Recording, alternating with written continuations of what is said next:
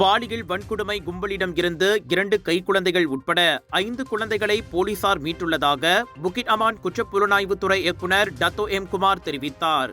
2 மாதங்கள் முதல் 5 வயதுடைய அந்த குழந்தைகளை சமூக வலைதளங்கள் மூலமாக அந்த கும்பல் விற்பனை செய்துள்ளதாக நம்பப்படுகிறது. மீட்கப்பட்ட குழந்தைகள் பாலியல் துஷ்பிரயோகம் செய்யப்பட்டதாக நம்பப்படுகிறது.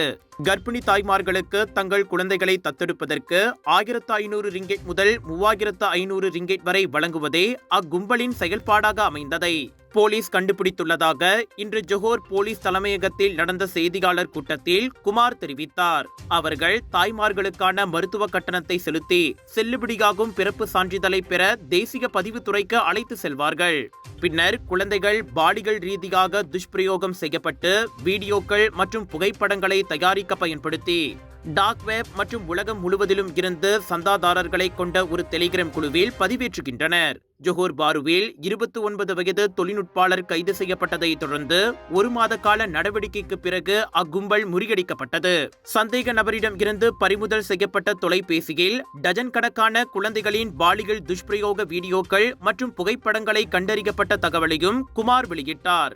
உங்கள் சிறந்த ஆரோக்கியத்திற்கு அளவான எண்ணெயுடன் சிறந்த முறையில் தயாரிக்கப்பட்ட சைவம் அசைவத்திற்கும் பொருந்தும் சூப்பர் ஊறுகாய், பச்சை கொடி சிவப்பு மீன் சின்னம் கொண்ட ஸ்ரீ மீனாட்சி ஊறுகாய்.